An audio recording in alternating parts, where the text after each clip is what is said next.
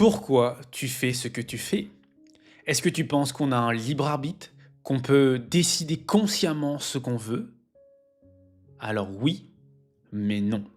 On va tout faire, mais absolument tout, pour aller nourrir nos besoins fondamentaux.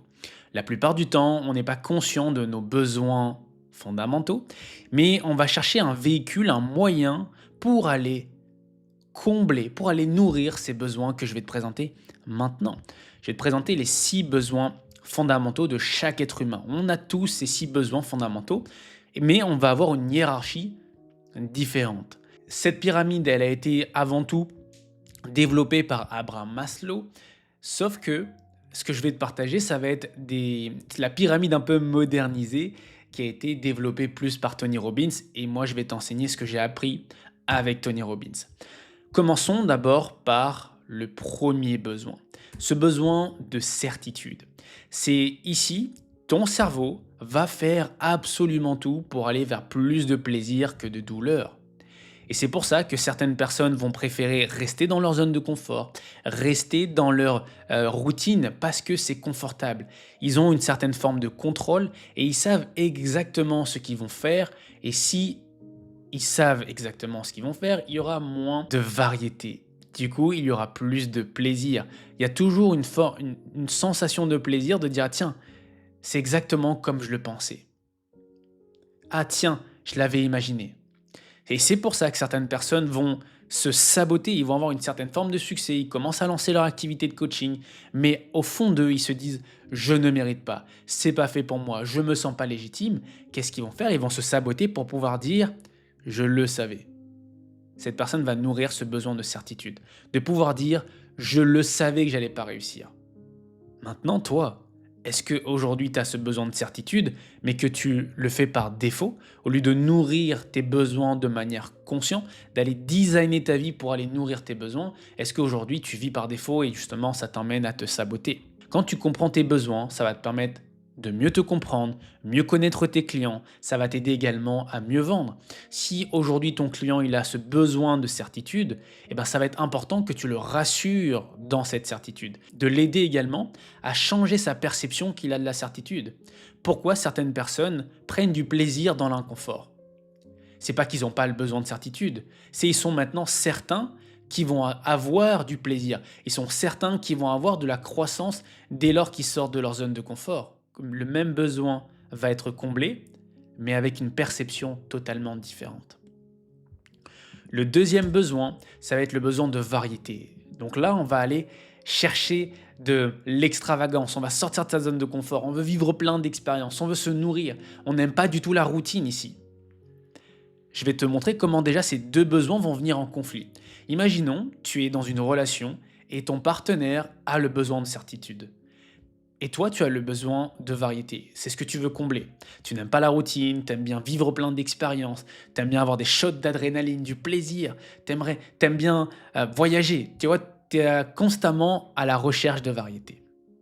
Tu as envie d'avoir différents partenaires, vivre différentes expériences sexuelles. Ton partenaire, il a ce besoin de certitude. Il aime bien avoir sa routine, son petit train de vie tranquille. Il va être casanier. Parce qu'il est sûr que dans sa maison, il va avoir plus de plaisir, parce que s'il va dehors où il vit d'autres expériences, il va ressentir de la douleur. Donc à un moment donné, vous vous êtes entendu par l'attraction, la séduction, mais au bout d'un moment, vous vous rendez compte que on n'a pas les mêmes besoins fondamentaux. Donc c'est compliqué. Maintenant, cette personne qui a ce besoin de certitude à 100%, il veut constamment matcher ce besoin-là. Au bout d'un moment, il va avoir une vie qui est un peu monotone. Il n'a pas l'impression de vivre pleinement sa vie. Une personne qui a constamment le besoin de variété, s'il veut nourrir que ça, il construit pas grand-chose ou il a une vie un peu instable, toujours en train de tester de nouvelles expériences, tout le temps en train de voyager, tout le temps, mais il n'y a rien de concret et certain qui est bâti. Garde en tête qu'on a tous ces besoins fondamentaux, mais la hiérarchie, elle est différente. Chaque être humain va tout faire pour aller nourrir ses besoins. Certains iront même se rendre malades. Je vais te donner un exemple après, une fois que j'ai développé les 4 premiers besoins fondamentaux. Le troisième, c'est ce sentiment d'importance. On a envie d'être important, on a envie d'avoir de l'impact, on a envie d'être reconnu et on a envie de sentir qu'on a de l'importance. On pourrait même l'appeler le besoin de reconnaissance et ça représente ce besoin d'être reconnu, ce besoin d'être vu, d'avoir vraiment la sensation d'être important pour quelqu'un ou pour des gens. Le dernier besoin, c'est ce besoin de connexion et d'amour. On a tous cette envie qui est de se sentir connecté avec quelqu'un, de se sentir aimé et également d'aimer les personnes. On a tous ce besoin à l'intérieur de nous. Et quand on nourrit pas ce besoin, qu'est-ce qu'on va faire? Quand on n'a pas une personne où on ne se sent pas connecté ou aimé, on va aller sur la nourriture, on va aller vers des drogues pour aller ressentir cette connexion et ressentir cet amour. Ou également l'absence de déception. Tout à l'heure, je te disais qu'on va tout faire pour aller remplir ses besoins fondamentaux. Comment on peut se rendre malade et en même temps nourrir nos besoins? Lorsqu'une personne est malade, comment elle se sent? Est-ce qu'elle se sent pas importante? Importante de dire je suis malade, j'ai cette maladie, je suis la seule à avoir cette maladie. Qu'est-ce qu'on a quand on dit qu'on est malade? On a souvent de la pitié, du soutien, de la connexion, de l'amour. On a du soutien des infirmiers, on a des soutiens de nos proches. On a également la certitude de ne pas être déçu, la certitude qu'il y aura toujours quelqu'un qui sera là pour prendre soin de nous. Ça me rappelle une série qu'on avait vue avec Noémie, une série qui s'appelle Balthazar, où à un moment donné, la maman, elle va empoisonner sa fille, elle va rendre sa fille malade pour se sentir importante, pour avoir ce besoin de connexion et d'amour, d'avoir sa fille qui a constamment besoin d'elle. Elle, comment se sent de prendre soin de sa fille? Elle se sent importante. Elle peut dire « j'ai sacrifié ma vie pour ma fille, j'ai tout fait pour elle ». Elle aura également cette connexion avec sa fille. Mais elle aura également cette certitude, la certitude que sa fille ne va pas partir de la maison et qu'il y aura toujours ce lien. Donc d'être sûr d'avoir plus de plaisir que de douleur. Comment un accro va nourrir ses besoins? Prenons l'exemple de la cigarette. Quand je prends une cigarette, qu'est-ce qui se passe? Eh bien, je vais pouvoir inspirer et me détendre. Donc je vais être sûr d'avoir plus de plaisir que de douleur. Je vais être plus détendu, plus en paix. Qu'est-ce qui se passe lorsque je fume une clope dans des espaces-temps différents? Ça peut être après le repas, ça peut être dans des événements. Donc il y a des espaces, des lieux différents, il y a des rencontres également différentes. Donc j'ai cette sensation de variété. Mais j'ai également la sensation d'être connecté aux autres, d'être connecté aux autres fumeurs. Puisque cette personne fume, lorsque je fume avec elle, on a déjà un lien automatiquement. L'importance, on se sent important, on peut s'identifier, on a une identité. Il y a même des espaces réservés aux fumeurs. Dès lors qu'on nourrit ces 4 besoins fondamentaux lorsqu'on fait quelque chose, ça devient évident et facile de le faire. Maintenant, je vais te prendre un exemple beaucoup plus positif. Comment je peux nourrir mes besoins et que ça soit un automatisme, que ça soit une habitude dans mon inconscient. Exemple du sport, puisque moi aujourd'hui je fais du sport tous les matins, ça me fait du bien. Selon vous, comment je nourris mes besoins fondamentaux grâce au sport? Besoin de certitude. Lorsque je vais faire du sport, je suis maintenant même confortable dans l'inconfort. Lorsque je fais une bonne séance de sport, à la fin, je me sens beaucoup plus détendu. J'ai libéré des bonnes hormones, donc j'ai du plaisir à faire du sport. La variété, chaque jour, c'est des séances différentes. Chaque jour, c'est des sensations différentes. Et puis en plus, quand je fais du sport, moi, j'écoute des livres audio ou des vidéos où je grandis en tant que personne. Donc j'ai de la variété même dans ce que je consomme comme information. Importance, je me sens important de faire du sport. Et même j'envoie ce message que mon corps est important, mon corps est mon temple. Et c'est également une forme d'amour pour moi, d'amour pour mon corps physique. Donc je me sens aussi connecté à mon corps, je me sens connecté à quelque chose. Et puis je suis connecté à tous les sportifs.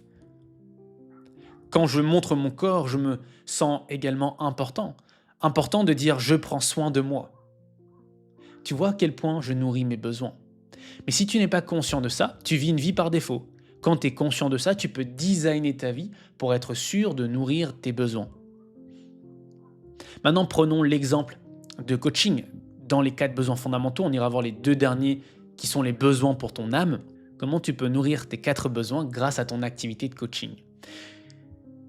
Au lieu de te saboter et te dire « je savais que j'étais pas fait pour ça », où tu iras combler ce besoin de certitude, mais tu iras également combler ce besoin d'importance, te sentir important au vu des autres, avoir de la pitié et d'avoir du soutien des autres personnes, parce que les autres, ils vont pouvoir dire: «Mais non, t'es pas incapable, mais non, tu le mérites». Quand tu développes une activité de coaching, aujourd'hui, c'est toi qui décides avec qui tu as envie de travailler. C'est toi qui décides les formations, les accompagnements que tu as envie de lancer. C'est toi qui décides les contenus que tu as envie de créer. Et donc là, tu t'assures de nourrir ton besoin de certitude, où on l'a vu tout à l'heure, c'est d'avoir la certitude d'avoir plus de plaisir que de douleur. Et c'est également à ce moment-là de reprogrammer ta perception de la douleur. Et si la douleur et la résistance, c'était le moyen pour passer au prochain palier d'abondance. Au lieu de voir la résistance, la difficulté comme «Ah non, ça veut dire que c'est pas aligné pour moi». Beaucoup d'entrepreneurs ont ce discours-là. Tu vas changer. Tu vas dire: s'il y a de la résistance, ça veut dire qu'il y a un grand rêve. S'il y a des peurs, s'il y a des doutes, ça veut dire qu'il y a quelque chose de bon pour moi. Et donc là, tu shiftes ta perception. Tu trouves maintenant du plaisir dans l'inconfort. Maintenant, le besoin de variété, comment c'est comblé dans ton activité de coaching? Tu peux décider de parler à des personnes différentes à chaque fois. Tu peux accompagner des personnes différentes à chaque fois. Ce qui veut dire que tu rencontres des personnes différentes. Il y a la variété qui est comblée. C'est pas la même chose. Tu peux décider de lancer plusieurs programmes, lancer plusieurs formations, de t'éclater dans ton activité, comme nous on l'a fait auparavant. On organisait des voyages, des retraites. C'est fun quand même. J'ai cette variété qui est comblée. Contrairement à un boulot de salarié, tu fais les tâches répétitives, chaque jour c'est la même chose. Alors si tu as le besoin de certitude, d'être sûr d'avoir un salaire à la fin du mois, ok. Mais si tu es entrepreneur, tu dois être confortable dans l'incertitude. Tu dois te dire c'est ok de ne pas savoir quand est-ce que je vais gagner des revenus, quand est-ce que je vais faire des ventes. Mais tu dois être sûr que tu vas faire des ventes. Tu dois être sûr que chaque action que tu es en train de mener là aujourd'hui t'emmène à développer ton activité. Et c'est comme ça que tu trouves de la certitude dans l'incertitude. Comment on se sent important? Je sais pas toi, mais moi, il n'y a rien de plus satisfaisant de se dire que j'ai été responsable, que j'ai été acteur d'un changement dans la vie d'une autre personne. Il n'y a rien de plus kiffant de se dire que grâce à moi, une personne a transformé sa vie, que grâce à moi, une personne a développé son activité. Voilà comment je nourris mon besoin d'importance. Je le répète, chaque être humain a une hiérarchie différente des besoins, mais on va tout faire pour aller matcher ses besoins fondamentaux. La plupart du temps de manière inconsciente. Mais maintenant que tu visionnes cette vidéo, tu vas développer ta conscience et tu vas vivre en pleine conscience. C'est ok de se dire j'ai besoin de me sentir important. C'est ok de se dire j'ai besoin d'être reconnu. Tu viens nourrir un besoin fondamental qu'on a tous. Je sais pas pourquoi je me sens emballé, mais dès que j'arrive dans un sujet qui me passionne, et j'augmente l'intensité. Comment tu nourris ton besoin de connexion et d'amour? Eh bien, quand j'accompagne une personne, c'est une personne que j'ai en face de moi. C'est pas un robot, c'est une personne. Donc, il y a cette connexion qui se fait. Il y a cette connexion énergétique, cette connexion émotionnelle, cette connexion mentale, cette connexion spirituelle qui se fait. Et je mets de l'amour dans mon travail, je mets de l'amour dans mon accompagnement, je mets de l'amour dans ma présence. On met de l'amour dans tout ce qu'on crée avec Noémie. Donc voilà comment on va nourrir nos 4 besoins fondamentaux. Et donc, développer ton activité ne devient plus un fardeau, mais ça devient un must. Ça devient quelque chose qui nourrit des besoins profonds. Je vais prendre un dernier exemple pour que tu comprennes à quel point chaque être humain ira tout faire pour combler ses besoins fondamentaux.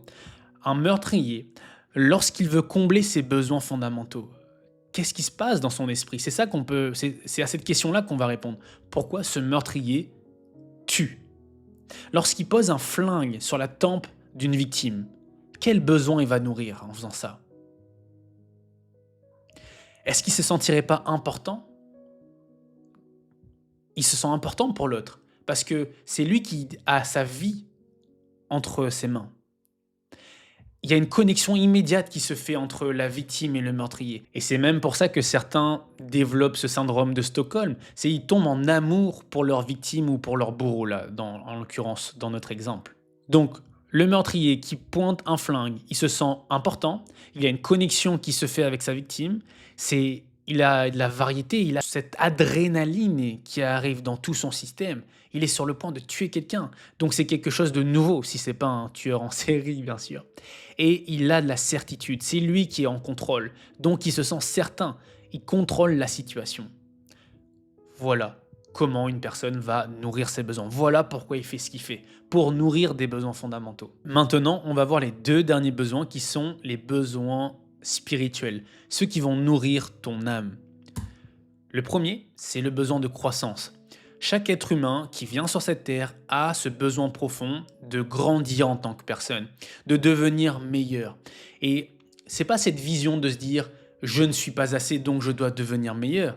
C'est je suis assez mais je continue d'évoluer. Si j'observe la nature, elle est en constante croissance.